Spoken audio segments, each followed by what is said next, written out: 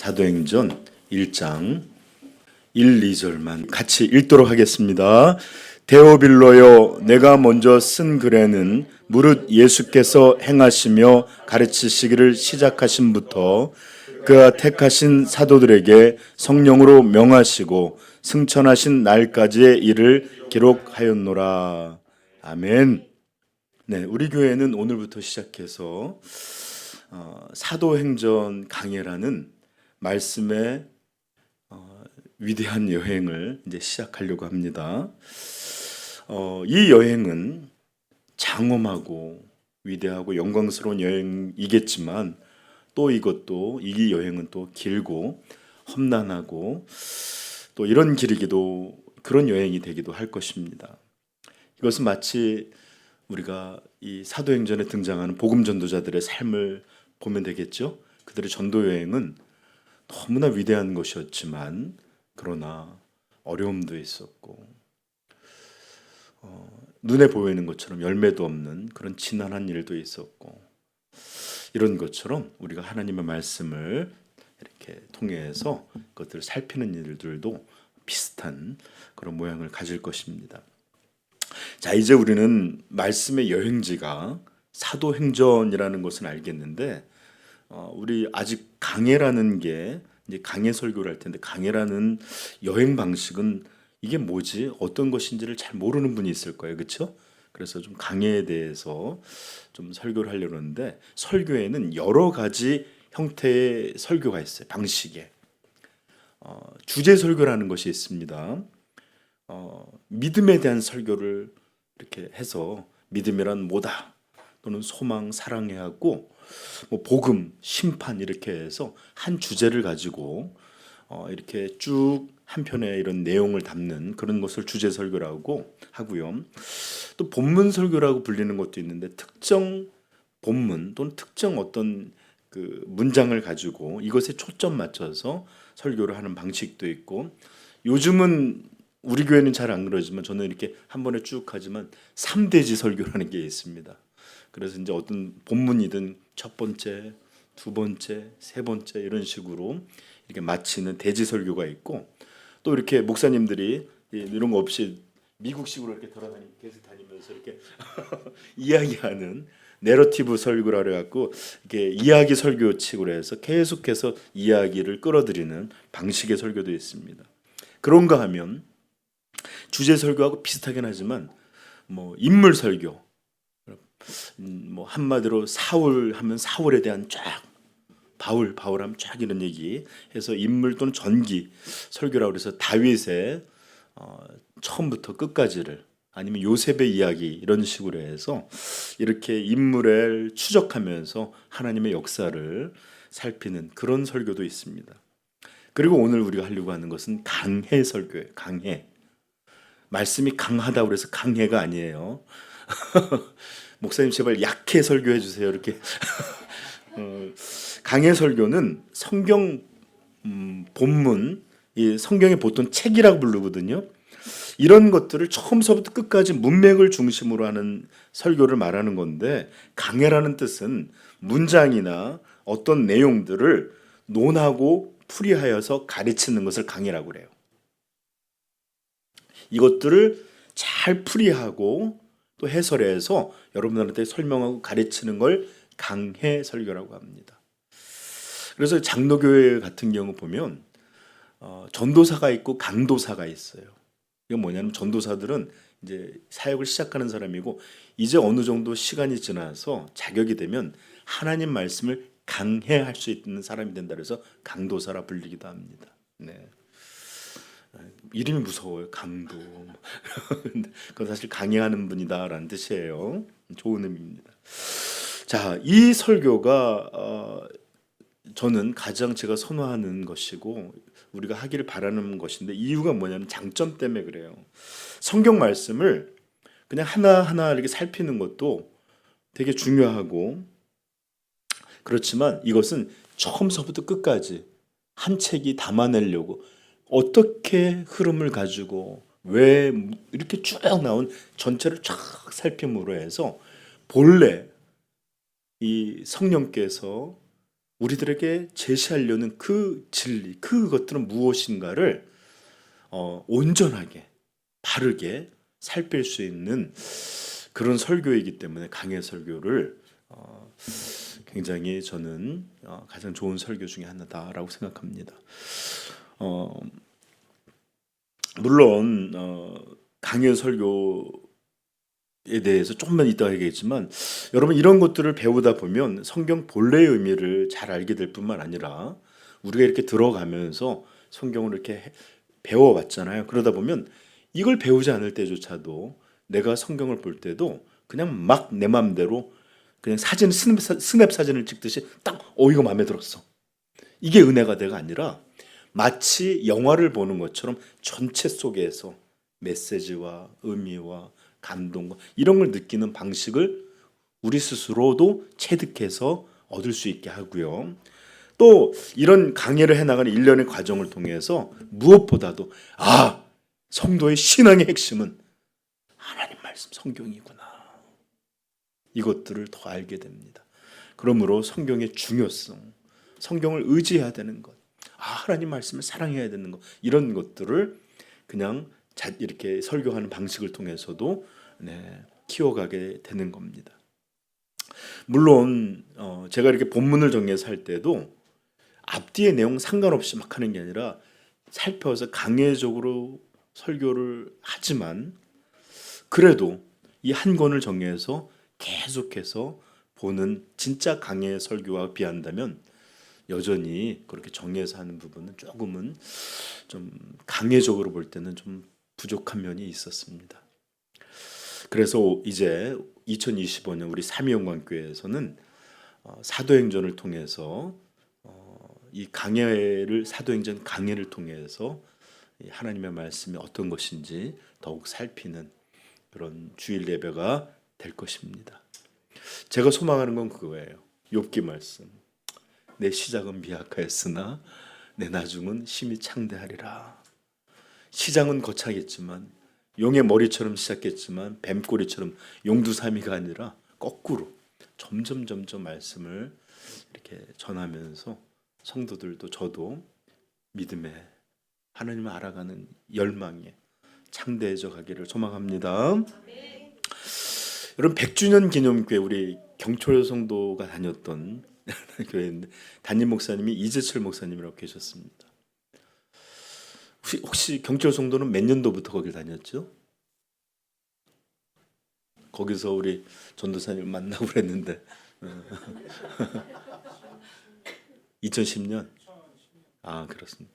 100주년 기념교회가 창립된 것은 2005년 7월 10일입니다. 그때 이재철 목사님이 무슨 설교를 하셨을까요? 사도행전 강해로 시작하셨습니다. 그리고 2018년 4월 18일 날 은퇴하셨어요. 거기서 13년 4개월을 사역하셨는데 마지막 설교는 뭐였을까요? 사도행전. 무려 13년 4개월을 계속 사도행전 하나만 주일 설교로 계속하신 것이었습니다. 개척부터 은퇴까지 사도행전만을 주일 예배로 한 거예요. 그래서 그 책이 15권의 사도행전 강해 설교로 남아 있습니다. 우리도 그렇게 하면 저는 그렇게 할 수 있는 능력도 없고 또 그렇게 하고자 하는 마음도 사실은 생각도 별로 없습니다. 물론 그런 분도 있겠지만 이것을 어떻게 옳다 아니다 평가하기보다는 어떻게 평가할지는 잘 모르겠어요.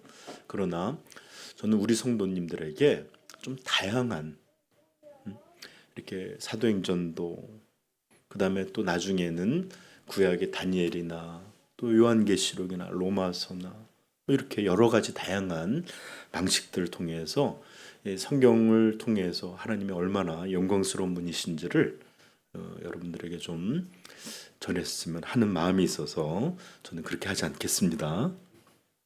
그래서 저는 되도록이면 이 강해 설교를 1년 안에 마무리하려고 합니다. 그런데 만약에 1년 동안 하려면 28장인데 얼마나 그럼 한 달에 한 4번, 5번 설교하는데 2장을 넘게 설교해야 돼요. 제 스타일에서 하니까 좀 어려울 수도 있을 것 같아요. 그래서 만약 그러지 못한다면 1년이 지나면 좀 끊던지 하고서 그리고 또 나중에 또 2편을 하는 방식으로 할까도 생각 중이고, 아무튼 이 1년 동안은 여러분들과 함께 사도행전을 강의하려고 합니다.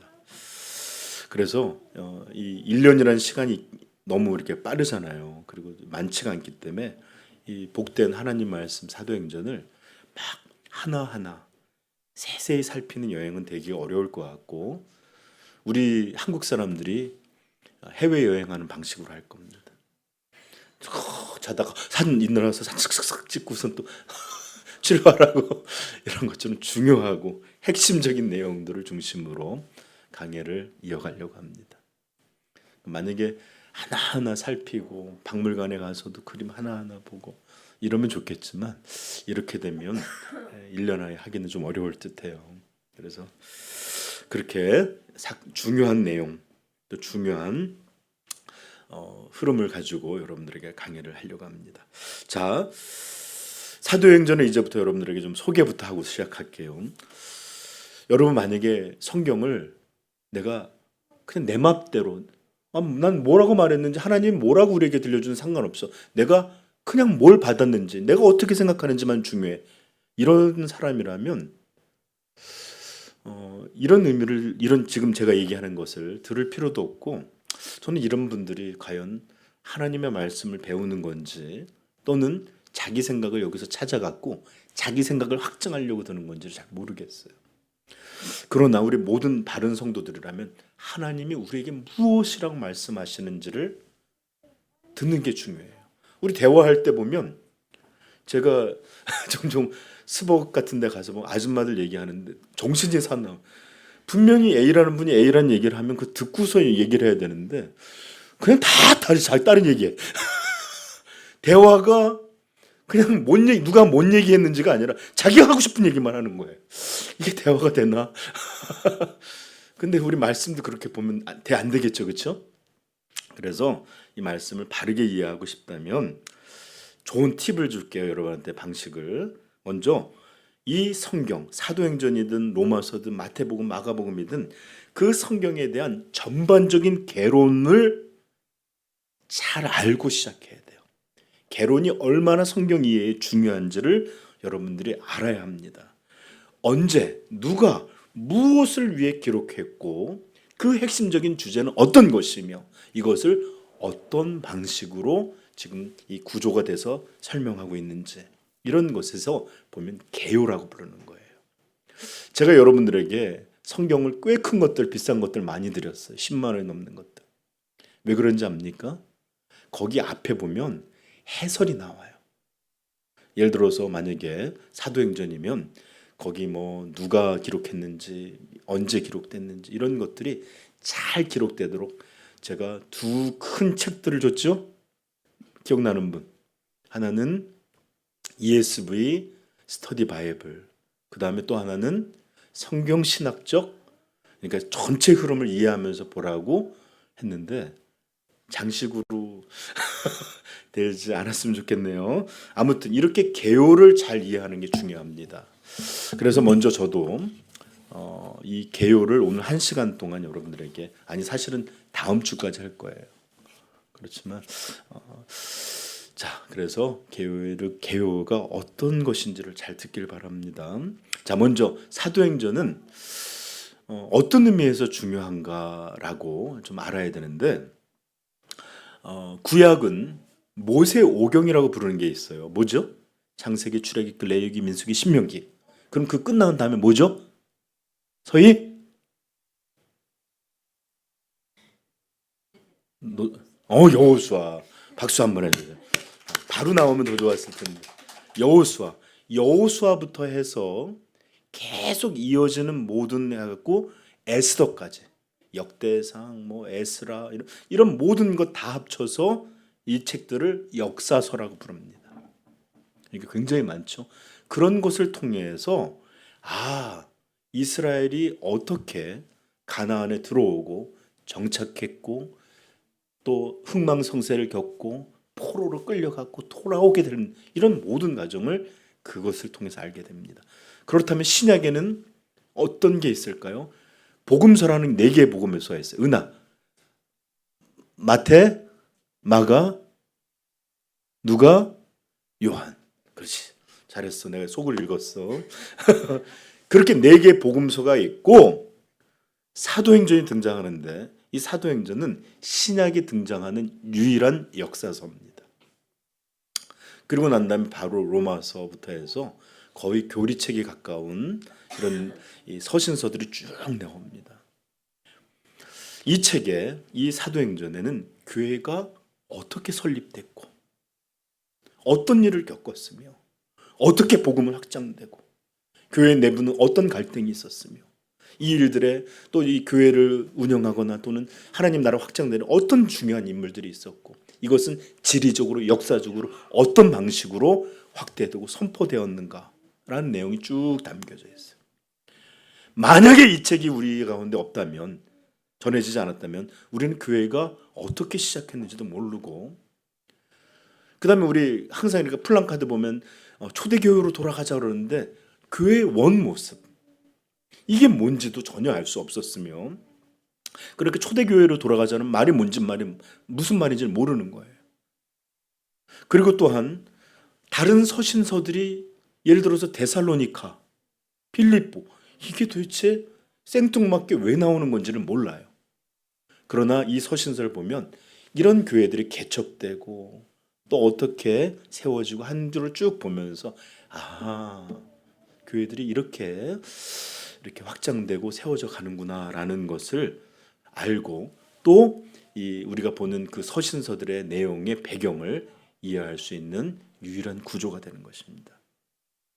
그리고 만약에 이 책이 없었다면 신약에서 성부, 성자, 성령 삼위께서 어떻게 실제 역사 속에서 이 교회와 하나님의 나라를 세워가시는지 이 거룩하신, 이 영광스러운 하나님의 역사를 우리는 거의 알지 못하고 단지 어떤 교리적인 내용만 배우게 될 거예요. 역동성, 어떻게 불처럼 일어나고 이런 것들에 대해서 알지 못할 거예요. 어떻게 그 시대 사람들은 이 불같은 죽음의 위협들을 겪었던 것들을 어떻게 이겨나갔나 알지 못할 거예요. 그러므로 이 사도행전은 신약의 유일한 역사서로서 굉장히 모든 복음서 이후의 교회들의 이런 기초 배경이 된다라는 것을 알면서 여러분 시작했으면 좋겠어요. 굉장히 중요한 책이겠죠? 네, 이 책을 여러분들이 저하고 잘 보면 이제 뭐 바울의 1차 전도 여행 때 만났던 이런 얘기하면 탁탁탁 눈이 들어가요. 구조가 생겼어요. 그 다음에 어떤 교회 얘기하면 그거는 3차 전도 여행이었지.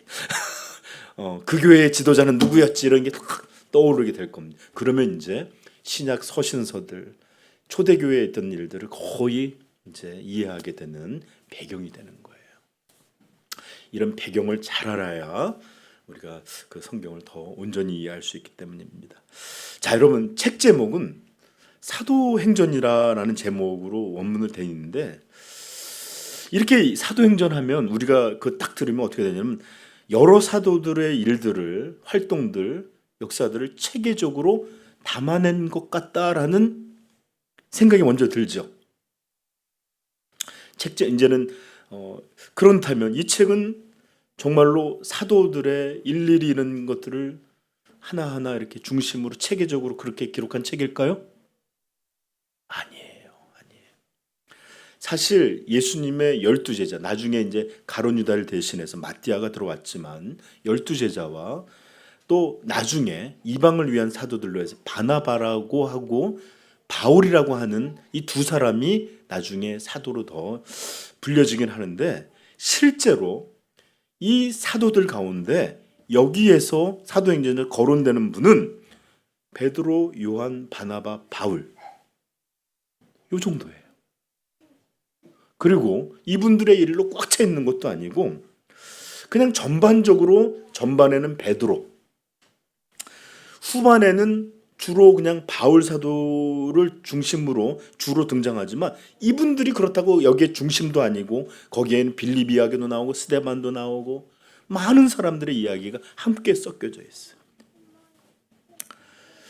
그리고 결정적으로 사도행전 16장 4절서부터는 사도라는 말 자체가 등장을 하지 않아요. 그러므로 이거 무슨 사도행전이라 불리긴 하지만 사도들의 일을 아주 중심으로 이것들을 전반적인 이분들의 활동으로 다룬 책이다라고 이해하기에는 조금 불합리한 제목입니다. 그래서 어떤 이들은 이 책을 사도행전이라 부르지 말자. 사도들에 대한 이야기가 주로 등장하긴 하지만 그들이 중심도 아니고 그분들에 대한 이야기만 나오는 것도 아니니까 본래의 의미처럼 성령행전이라 하자 하는 분들도 있습니다. 그러나 이 제목이 사도행전이라고 기록되어 있는 것처럼 사실 실제의 이런 내용들은 사도와 예수님의 제자들 그리고 교회들이 마치 이렇게 큰 무대 앞에 서 있는 배우들처럼 이 역사들에 등장하고 이것들은 이 사람들이 그냥 주인공이라 이런 것이 아니라 이런 단순한 역사의 기록을 나열해서 적은 것이라기보다는 수많은 예수 그리스도의 사람들 안에서 역사하시는 삼위 하나님의 위대한 역사들에 대한 기록이라 라고 우리 사도행전은 그렇게 부를 수 있습니다. 그래서 마치 사도행전이 사도들의 일화를 담는 것 같지만 엄밀한 의미는 사도들 통해 수많은 제자들을 통해 교회들을 통해 역사하셨던 하나님의 역사 그 이야기로 보는 게 더 온전할 줄 믿습니다. 자, 그래서 이 사도행전을 강의하면서 우리 삼위영광 교회 안에서 그리고 여러분들 각자의 삶 안에서도 하나님께서 여러분들을 통하여 여러분들 안에서 오늘의 새 역사들을 기록해 주시기를 소망합니다. 이게 사도행전을 여러분한테 전하려고 하는 아주 중요한 이유입니다.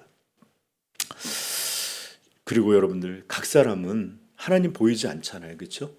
그렇지만 이 보이지 않는 하나님을 우리의 말, 우리의 삶, 우리의 모든 것을 통해서 사람들에게 이분이야말로 살아계신 하나님이에요.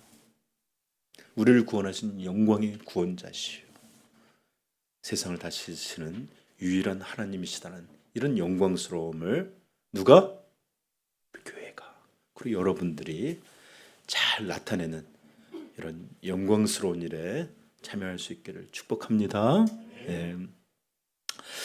자, 이제 우리는 본문으로 들어가서 이 책의 저자에 대해서 먼저 좀 살펴보려고 합니다.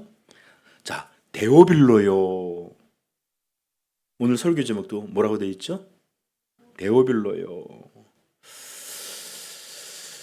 내가 먼저 쓴 글에는 이러면서 말하면서 내가 먼저 쓴 글이 있다라고 그랬잖아요. 그렇죠?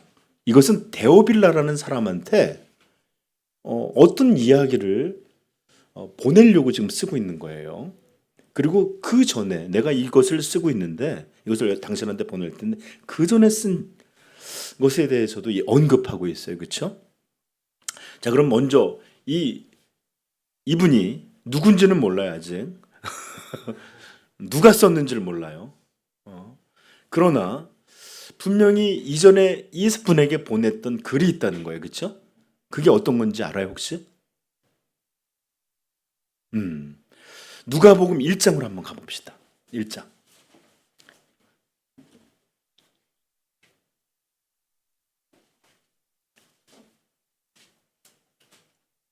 시 1절부터 4절입니다.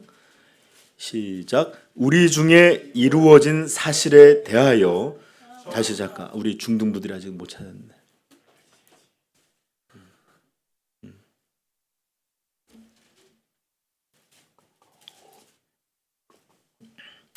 자, 시작. 우리 중에 이루어진 사실에 대하여 처음부터 목격자와 말씀에 일꾼된 자들이 전하여 준 그대로 내력을 조술하려고 붓을 든 사람이 많은지라. 즉 예수님의 일생에 대해서 글을 쓴 사람들이 참 많았다는 겁니다. 자, 계속 봅시다. 그 모든 일을 근원부터 자세히 미루어 살핀 나도 데오빌로 각하에게 차례대로 써 보내는 것이 좋을 줄 알았노니 이는 각하가 알고 있는 바를 더 확실하게 하려 함이로다. 그래요. 여기에 보면 누가복음에 보면 데오빌로라는 사람이 등장하죠. 같은 인물, 같은 방식으로 쓰여져 있어요. 그렇죠?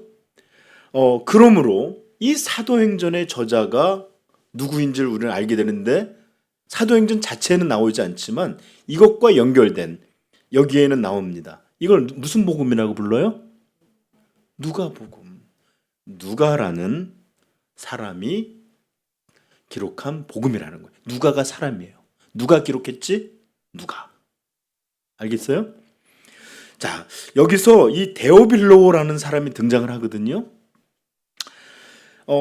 그런데 어떤 학자들은 이 사람이 단지 이것은 누가 이 책을 받을 사람인지를 기록하는 고대의 기록 방식이고 실제 이 사람은 한 사람의 인물이 아니라 그냥 모든 그리스도인들을 나타내는 그런 호칭이었을 거다라고 생각하는 분들도 있습니다. 왜 그러냐면 이분의 이름이 데오 하나님의 빌라, 그래서 하나님의 사랑하는 자 또는 하나님의 친구 이런 이름이기 때문에 그냥 우리 그리스도인들이라는 이름을 이렇게 그냥 하나의 이름을 담아서 하나님의 사랑하는 자라는 이름으로 그냥 이렇게 은유적으로 한 사람의 이름으로 만들었다. 이렇게 생각하는 분도 있는데 그러나 이 사도행전이나 또는 누가복음을 더 이렇게 충실히 연구하신 분들은 이것이 실제의 인물에게 했을 것이다 라고 대부분 말하고 있습니다. 왜 그러냐면 여기 한번 보십시다. 누가복음 1장에 보면 여기 보면 3절 그 모든 일을 근원부터 자세히 미루어 살핀 나도 그냥 데오빌로에게 아니라 데오빌로 각하에게라고 해요. 이 각하라는 말은 크라티토스라는 말인데 크라티스토스라는 말은 높은 지위를 갖고 있는 총독이든지 이런 아주 높은 사람을 존경해서 부를 때 Sir 이렇게 하는 것처럼 존칭을 담은 언어예요. 각하, 대통령 각하. 요즘은 우리 안 쓰지만 옛날에는 그렇게 썼습니다. 그러므로 우리는 이게 그냥 한 사람의 그냥 은유적인 표현이라보다도 진짜 어떤 사람이며 당시에 유력한 권력자 중에 그리고 예수님을 들었던 사람에게 더 자세하게 처음부터 끝까지 세세히 이런 책을 보낸 그런 것이 누가복음이고 또 오늘 여기서 데오빌로라고 말하는 것처럼 이 사도행전도 여전히 빌라라는 사람에게 보내는 그런 책이었음을 우리는 알게 됩니다. 여러분, 그러므로 이 저자가 누구라고요? 누가의 직업은 뭔지 압니까? 의사라고 하는데 많은 분들이 의사라는 것을 현대적인 의미로 이해하는 분들이 종종 있어요. 그러니까 과학적이었을 거다 뭐 이러는데 사실 고대의 의사들은 그런 것은 아니지만 그럼에도 환자를 병이 무엇인지 살피고 그들을 낫게 하려는 굉장히 관찰하고 분석적인 사고를 했던 건 맞을 거예요. 그래서 누가복음은 무엇보다 처음서부터 예수님의 탄생부터가 아니라 그런 배경부터 찬찬히 이렇게 다 그의 성격에 따라 적고 있는데 사도행전도 굉장히 다른 책과는 다르게 이렇게 시간별로 장소별로 잘 어느 정도 구성되어 있는 것을 알게 됩니다. 여러분, 누가는 예수님의 제자였을까 아니었을까요?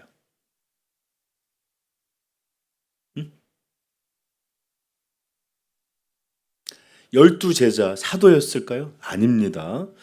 1장 1절을 보면 이렇게 나와요. 우리 중에 이루어진 사실에 대하여 처음부터 목격자와 말꾼의 일꾼된 자들이 전하여준 그대로 내력을 저술하려고 붓을 든 사람이 많은지라 그 모든 일을 경험만이 아니에요. 근원부터 자세히 미루어 살핀 나도, 즉 많은 자료가 있었어요. 그 다음에 이분은 사도들하고의 어떤 그런 서신들 옮길 수 있는 이런 것들을 쭉 들었던 것들을 가지고 이분이 정돈하고 새로 이런 것들을 찬찬히 이렇게 했다는 것이지 직접 내가 경험했다라는 것을 얘기하는 건 아니에요.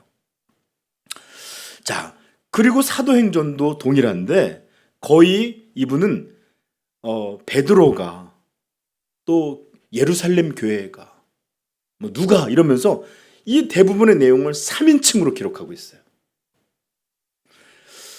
그래서 이 본인이 직접 이런 것들을 경험한 당사자들로 이렇게 한 것이 거의 없는데 16장에 가면 이제 등장합니다. 찾아볼까요? 사도행전 16장.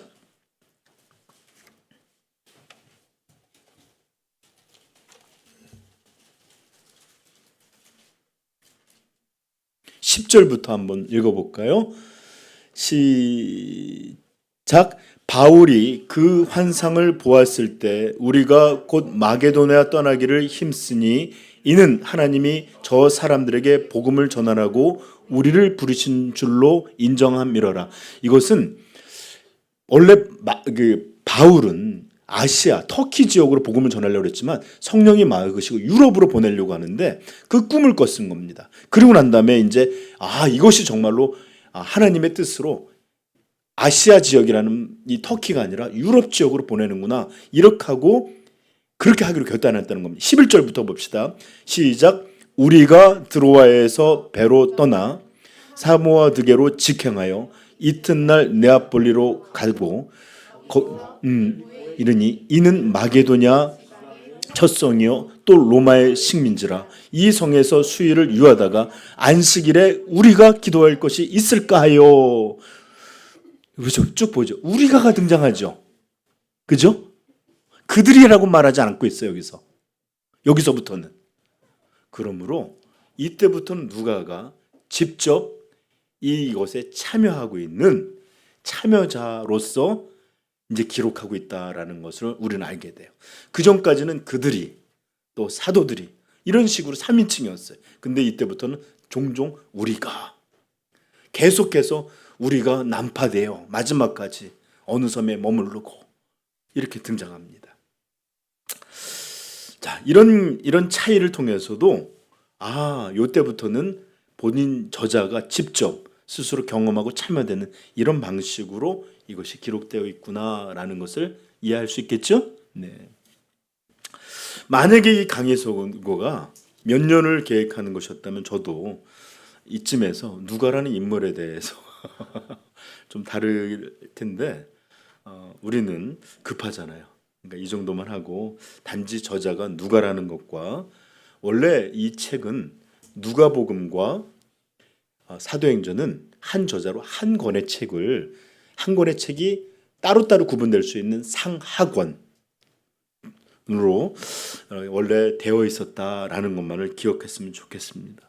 그리고 한 가지 더, 이 누가가 데오빌로에게 한 개인에게 복음을 예수님에 대해서 그렇게 꼼꼼히 기록해 갔고 또 이 사도행전을 통해서 교회의 일들을 꼼꼼히 기록해서 한 개인에게 했던 게 교회에 얼마나 큰 유익을 만들었습니까? 그죠?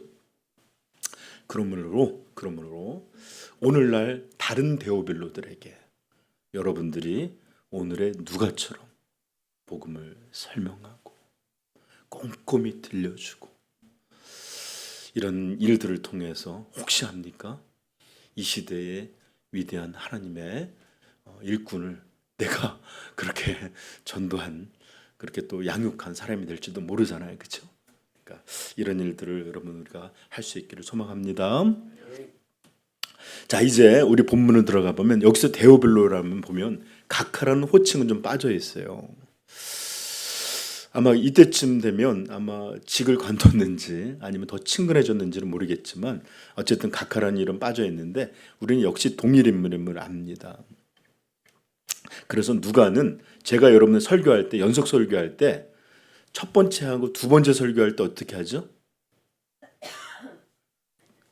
마음에 대한 설교를 할 때도 지난주에 했던 것들을 조금 더 언급하면서 다시 오늘의 이야기로 돌아가게 하죠. 이분도 앞서 보낸 책이 있었잖아요. 그렇죠? 그러니까 그것을 다시 한번 언급하면서 시작하는 게 바로 1절입니다. 시작.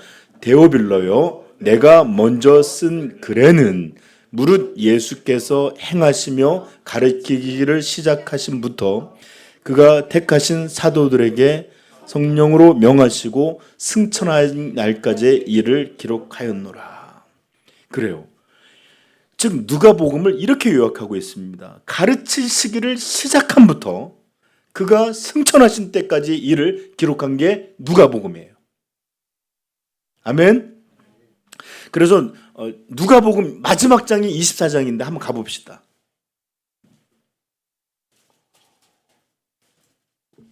초반에만 좀 이렇게 좀 이런저런 것들을 하니까 여러분들 좀 이해해 주시고 누가복음 24장 46절부터 53절까지 읽어봅시다. 시작. 또 이르시되 이같이 그리스도가 고난을 받고 제3일에 죽은 자 가운데서 살아날 것과 또 그의 이름으로 죄사함을 받게 하는 회개가 예루살렘에서 시작하여 모든 족속에 전파될 것이 기록되었으니 너희는 이 모든 일의 증인이라. 볼지어다 내가 너희께서 약속하신 것을 너희에게 보내리니 너희는 위로부터 능력으로 입혀질 때까지 이 성에 머물라 하시니라. 예수께서 그들을 데리고 베다니 앞에까지 나가사 손을 들어 그들에게 축복하시더니 축복할 때 그들을 떠나 하늘로 올려지시니 그들이 그에게 경배하고 큰 기쁨으로 예루살렘에 돌아와 늘 성전에서 하나님을 찬송하니라. 아멘. 이렇게 증인이 될 것이다라는 것은 사도행전에서 또 예수님이 너희는 내 증인이 될 것이라는 것처럼 연결되어 있어요. 같은 저자이기 때문에. 그리고 정말로 이 말씀처럼 누가복음은 승천을 끝으로 마무리가 되죠. 그것을 지금 언급하고 있는 것입니다. 자, 여러분, 제가 왜 사도행전을 시작하면서 왜 누가복음의 연관성을 자꾸 여러분들에게 이렇게 설명하려고 하고 또 읽혀드리고 이렇게 한 걸까요? 그것은 왜 그러냐면 이 누가복음과의 연결된 한 권의 책이고 한 저자 안에서 이루어진 것이다라는 것을 알아야만 이 사도행전이 왜 기록되었는지를 온전하게 이해할 수 있기 때문에 그렇습니다. 이것은 단순히 역사를 남기겠다는 그런 의도가 아니에요. 누가는 의도적으로 누가복음에 대한 언급, 가르침을 시작해서부터 승천까지를 이런 것을 통해서 시작을 하고 있고, 그러므로 결국 이 책은 사도행전은 누가와 분리된 다른 책이 아니라 계속해서 한 책의 연결선상에 있다는 것을 우리에게 암시하고 있어요. 자, 이것은 무슨 뜻이냐? 그는 앞서서 누가복음을 통해서 하나님의 아들 예수 그리스도께서 이 땅에 오시고 고난을 받으시고 십자가 죽으시고 부활하신 이 구원 사역, 한마디로 탄생, 고난, 십자가, 부활, 승천에 이르는 이런 구원의 완성, 구원의 완성, 이 복음의 완성을 이 전편의 누가복음에 기록해 놓은 것입니다.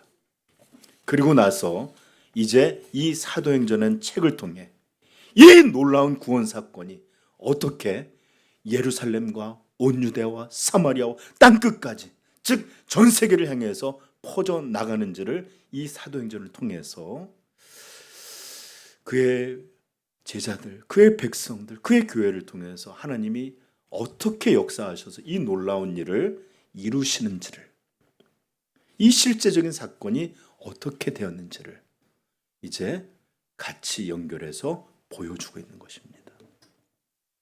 따라서 이 두 책은 분리된 어떤 책이 아니라 한 권의 책이라는 걸 통해서 누가복음의 주인공이 예수인 것처럼 또 이 책도 여전히 예수께서 주관하셔서 이 놀라운 일을, 이 놀라운 구속을 계속 확장시키시는 것을 보여주고자 하는 것이 누가의 의도였습니다. 다만 차이가 나는 것은 누가복음에서 실제 실행자, 실제 움직이는 것은 예수 그리스도 자체셨다면, 이제 사도행전은 이 예수님이 그분의 백성들 안에서, 그분의 사도들 안에서, 그의 교회 안에서 여전히 행하시고 있다라는 차이만 있을 뿐입니다. 아멘. 네. 자, 이제 여러분들 오늘은 좀 이 정도로 전반에 대한 이야기를 마치고 다음 주도 조금만 더 언급할게요. 저는 이것이야말로 사도행전의 의도, 이것이야말로 우리가 이 사도행전을 계속해서 강해를 들으며 또 하나님의 말씀을 배우고자 하는 그런 모습이 되기를 바라고 있습니다. 그렇습니다. 복음은 예수님이 오셔서 이 땅에 오셔서 고난받을 십자가와 부활 그리고 영광스러운 승천으로 끝났지만 복음은 그것이 끝이 아닙니다. 이 복음은 이제 온 세상을 구원하신 하나님의 유일한 능력으로서 반드시 멈춰있지 않고 전해지고 선포되어야만 했던 것입니다. 복음은 유대에 머물 수 없었습니다. 마치 사도 바울을 옥에 가두었지만 하나님의 말씀은 옥에 매이지 않고 전파됐던 것처럼 이 복음은 예수께서 그곳에서 이루셨지만 이것이 진정 온 세상을 살릴 수 있는 유일한 하나님의 능력이기에, 복음이기에 반드시 그것은 전파되어야만 했습니다. 왜? 이것이 바로 예수님이 이 땅에 오셔서 죽으시고 부활하셔서 구원을 베푸신 이유이기 때문에 그렇습니다. 그러므로 이 복음이 어떻게 하나님의 능력 속에서 그의 백성들을 통하여 이것이 전 세계에 구원의 능력들로 퍼져가는지를 기록하고 있는 게 바로 사도행전입니다. 똑같은 일이 우리 교회도 있기를 바랍니다. 누가는 이 일을 담당했던 처음 사람들의 이 복음의 역사들을 이렇게 사도행전을 통해 기록해놨습니다. 그들은 헌신했습니다. 자기들의 시간, 재산을 아끼지 않았으며 내 인생이라고 웅크려 있지 않았고 심지어 자기 목숨까지도 자신을 구원하신 이를 증거하기 위해 어떤 것도 아끼지 않고 구원하신 이 앞에 모든 것을 내어놓았습니다. 그리고 그 2000년이 지나서 우리는 이제 이렇게 여전히 우리도 교회로 모여 있습니다. 그러나 그 초창기의 사람들과 오늘 우리의 그 사이조차도 사도행전의 수많은 기록처럼 믿는 이들의 눈물, 땀, 그리고 심지어 그들의 피까지 들여졌기에 오늘 우리에게도 여전히 이 복음이 능력으로 다가온 줄 믿습니다. 그들의 이런 일이 없었다면 오늘 우리도 없었을 것이고, 비록 오늘날 기독교가 너무 초라한 시대가 되었습니다. 제가 어저께 CBC 뉴스를 보는데 그러니까 믿지 않는 사람들을 조사했는데 종교에 대한 호감도를 했더니 우리가 4위였어요. 4위. 기독교가 4위였는데 1등이 캐톨릭, 거의 60%에 육박했습니다. 호감도가. 2위가 불교, 50 몇 %였습니다. 3위가 어딜까요? 원불교래요. 이름도 흔하셨는데. 4위가 기독교인데 호감도가 14%.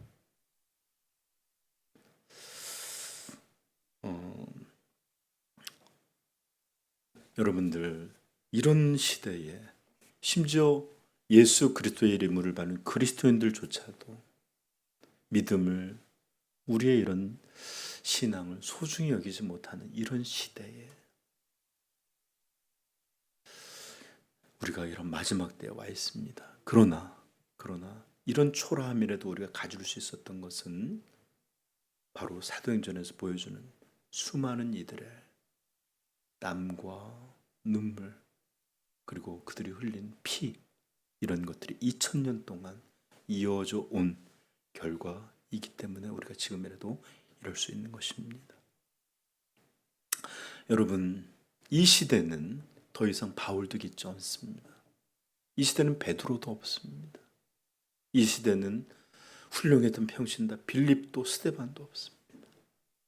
그리고 2000년 동안 이것들 이어왔던 수많은 교회에 그런 믿음의 사람들 없습니다. 이제 우리가 이 시대의 주인공입니다. 사랑하는 성도 여러분, 우주는 하나님으로부터 나와서 하나님으로 말미암고 하나님께로 돌아간다라고 분명히 우리에게 들려주고 있습니다. 이것이야말로 우주의 가장 영광스러운 그리고 거대한 흐름입니다. 만약 여러분들이 이 하나님의 뜻인 이 우주의 흐름을 외면한 채 여전히 자신의 안락, 내 가족의 행복, 자신의 쾌락, 자신의 연락, 이런 것들을 위해서만 살고 이런 것들을 위해서 여전히 어둠과 사망에 매이고 추함과 부끄러움, 그리고 이런 것들이 만드는 두려움과 불안, 이것이야말로 내가 만든 나의 왕국의 핵심들이에요. 이런 것으로 점점 어둠 속으로 웅크려들고 또 그렇게 살다가 여러분 소멸될 것입니까?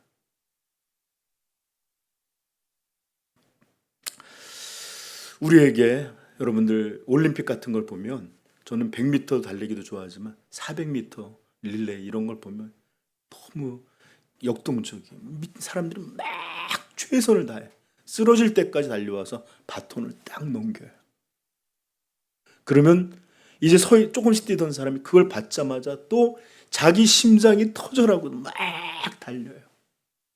그리고 자기가 다 할 때쯤 또 한 사람이 또 에너지를 남기지 않고 넘깁니다.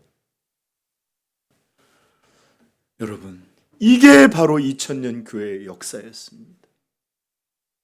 사도들로부터 시작했던 그 바톤이 그의 제자들, 로마에서 가족들과 함께 순교를 당하면서도 찬양을 부르면서 그 바톤을 또 다른 세대에게 넘겨줬던 그들, 이렇게 교회는 이루어져 왔던 것입니다. 자, 사랑하는 성도 여러분, 여러분의 인생 앞에는 빛과 어둠, 영광과 수치, 하나님의 나라와 자신의 왕국 두 가지 길을 여러분들에게 주어져 있습니다. 우리에게 맡기신 이 위대한 사명, 이 바톤을 외면한 채 내 가족의 행복, 내 육체의 연락과 이런 것들을 위해서 마치 두더지들이 어둠 속에 스며들듯이, 마치 벌레들이 바위를 열어놓으면 빛이 싫어서 막 땅 속으로 어둠 속으로 스며들듯이, 그렇게 어둠과 자기 자신의 나라를 위해서 살 것인지, 아니면 이제 우리에게 이 바톤이 전해진 이 영광의 사명을 붙잡고 내 자녀들의 세대, 또 다음 세대를 위해서 내가 쏟을 수 있는 모든 것을 쏟아 달릴든지, 이 두 가지 길이 우리 교회와 여러분들의 삶 앞에 놓여 있습니다. 사랑하는 성도 여러분, 어떤 길을 가시려 하십니까? 저는 오늘 사도행전 1장 8절 말씀을 여러분들한테 읽어드리면서 소망과 함께 말씀을 맺으려고 합니다. 같이 한번 읽어볼까요? 시작. 오직 성령이 너희에게 임하시면 너희가 권능을 받고 예루살렘과 온 유대와 사마리아 땅끝까지 이르러 내 증인이 되리라 하시니라. 아멘. 이 말씀이 우리 삼위영광교회 그리고 여러분들 모든 개인의 삶 속에서 충만히 성취되기를 축복합니다. 기도하겠습니다.